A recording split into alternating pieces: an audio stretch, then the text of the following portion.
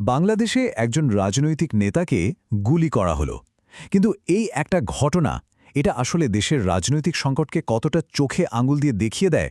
চলুন একজন ভাষ্যকারের বিশ্লেষণ থেকে ব্যাপারটা একটু গভীরে গিয়ে বোঝার চেষ্টা করি। শুরুতেই ভাষ্যকারের একটা কথা শোনা যাক। তিনি বলছেন, এটা নাকি কোনো বিচ্ছিন্ন ঘটনা নয়, বরং একটা নিখুঁত পরিকল্পনা। ভাবুন একবার, এই একটা কথাই বুঝিয়ে দিচ্ছে পরিস্থিতি কতটা জটিল আর এর পেছনের রহস্যটাও কতটা গভীর। আচ্ছা, তাহলে চলুন প্রথমে মূল ঘটনাটায় ফেরা যাক। একজন নেতার ওপর হামলা, আর তারপরেই দুটো একেবারে ভিন্ন চিত্র। একদিকে বিশ্বমানের চিকিৎসা সেবা, আর অন্যদিকে চূড়ান্ত রাজনৈতিক বিশৃঙ্খলা। তো রাজনৈতিক নেতা হাদিকে গুলি করা হলো, আর সাথে সাথেই তার অবস্থা হয়ে গেল জীবন মৃত্যুর সন্ধিক্ষণে। আর এই একটা ঘটনায় যেন পুরো দেশে একটা ঝড় তুলে দিল। কিন্তু এখানেই একটা অবাক করা ব্যাপার আছে। ভাষ্যকার একটা মন্তব্য করেছেন যা বেশ চমকপ্রদ। তিনি ঢাকা মেডিকেল কলেজের আইসিইউর প্রশংসা করে বলছেন, এমন মানবিক আইসিইউ নাকি তিনি গোটা পৃথিবীতে আর দেখেননি। একদিকে যখন রাজনৈতিক ব্যর্থতা চরমে, তখন এই প্রশংসাটা কিন্তু অনেক বড় একটা কন্ট্রাস্ট তৈরি করে। এই স্লাইডটা দেখুন, পার্থক্যটা একদম পরিষ্কার। একদিকে দেশের ডাক্তাররা সাথে সাথে ঝাঁপিয়ে পড়েছেন, বিশ্বমানের সেবা দিয়েছেন। আর অন্যদিকে কি হলো? গুরুতর আহত নেতাকে সিঙ্গাপুরে পাঠানো হবে কিনা তা নিয়ে শুরু হয়ে গেল পলিটিক্যাল গেম। মানে একদিকে আমাদের চিকিৎসা ব্যবস্থার দক্ষতা, আর অন্যদিকে রাজনৈতিক সিস্টেমের দুর্বলতা, একদম পাশাপাশি। আচ্ছা, এবার চলুন পরের অংশে যাই, যেখানে একটা সাধারণ অপরাধ হুট করে একটা রাজনৈতিক অস্ত্রে পরিণত হয়। ঘটনার পরপরই কে আসল অপরাধী তা খোঁজার বদলে শুরু হয়ে গেল একে অপরকে দোষারোপ করার একটা নোংরা খেলা। দোষারোপের খেলাটা একবার দেখুন। প্রথমে দোষ দেওয়া হলো মির্জা আব্বাস আর বিএনপিকে। যখন দেখল ওটা ঠিকছে না, তখন গল্পটা ঘুরে গেল সাদিক কাইয়ুম নামের একজনের দিকে। এরপর বলা হলো না না, এটা জামায়াতের মাস্টার প্ল্যান। আর শেষে গিয়ে সব দোষ চাপানো হলো ক্ষমতাসীন দল আওয়ামী লীগের ওপর। কি একটা অবস্থা! কিন্তু ভাষ্যকার এখানে একটা খুব জরুরি প্রশ্ন তুলেছেন।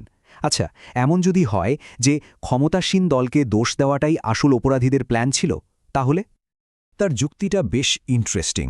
তিনি বলছেন, ক্ষমতাসীন দলকে এ ধরনের হামলার জন্য দায়ী করলে কি হয়, তাদের ক্ষমতা আর নিয়ন্ত্রণের যে ইমেজ সেটা আরও পোক্ত হয়। আর এই ধারণাটাই হয়তো তারা আড়ালে আড়ালে চায়, কারণ এতে তারা আরও ভয়ঙ্কর, আরও শক্তিশালী হিসেবে নিজেদের প্রতিষ্ঠা করতে পারে। আর এই দোষারোপের খেলাটাকে আরও উস্কে দেয় কে? আমাদের আধুনিক মিডিয়া।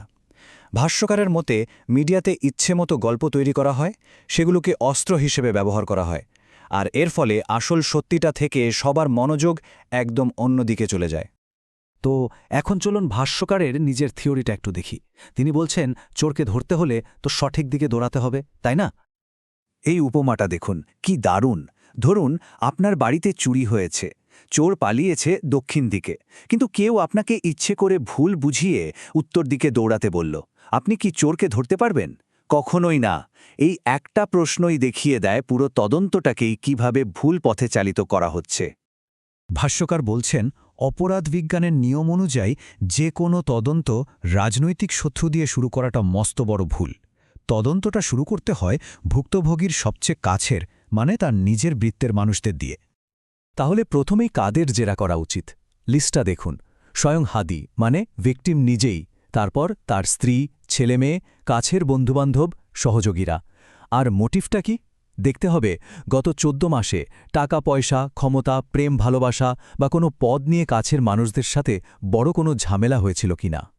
আর সবচেয়ে গুরুত্বপূর্ণ পয়েন্টটা হল, ভাষ্যকারের মতে এই ধরনের 90% ঘটনার পেছনে থাকে ভেতরের কেউ, মানে কাছের মানুষের বিশ্বাসঘাতকতা, বাইরের কোনো শত্রু নয়। এই ডেটাটাই বলে দেয় তদন্তের ফোকাসটা কেন ভেতর থেকে শুরু করা উচিত। আসলে এই একটা অপরাধের ঘটনা তো হিমশৈলের চূড়া মাত্র। এটা আসলে আরও বড় একটা সমস্যার দিকে ইশারা করছে। আর সেটা হলো নেতৃত্বের উপর থেকে মানুষের আস্থা একদম চলে যাওয়া, আর পুরো সিস্টেমটাই যে একটা সংকটের মধ্যে আছে সেটা। দেখুন, যে কোনো রাজনৈতিক আন্দোলন যখন শুরু হয়, তখন কত বড় বড় আদর্শ থাকে: উন্নতি, ন্যায়বিচার, দেশকে এগিয়ে নিয়ে যাওয়া। এই লোগোগুলো তো সেই আশারই প্রতীক। কিন্তু বাস্তবে কি হচ্ছে? আজকের রাজনীতিতে নেতাদের সম্মানহানি করাটাই যেন একটা সিস্টেম হয়ে দাঁড়িয়েছে। তাদের জঘন্য সব অপমানজনক ডাকনাম দেওয়া হচ্ছে, যেমন চুম্মা, পলিথিন, 3 ইঞ্চি, এমনকি পাকিস্তানি বীর্যে জন্ম নেওয়া টোকাই ইউটিউবার বা সুধীর মতো কথাও বলা হচ্ছে। যখন নেতাদের এভাবে চরিত্র হনন করা হয়, তাদের অমানুষ হিসেবে দেখানো হয়, তখন সাধারণ মানুষ কি করে? তারা সব বিশ্বাস হারিয়ে ফেলে, আর এর ফলেই একটা রাজনৈতিক জাহান্নাম তৈরি হয়, যেখানে কেউ আর কাউকে বিশ্বাস করতে পারে না। তাহলে এই যে একটা ভয়ের চক্র তৈরি হয়েছে, এখান থেকে বের হওয়ার উপায়টা কি? চলুন ভাষ্যকারের সমাধানটা শুনি আর বোঝার চেষ্টা করি এই ধরনের হামলার আসল টার্গেটটা আসলে কি।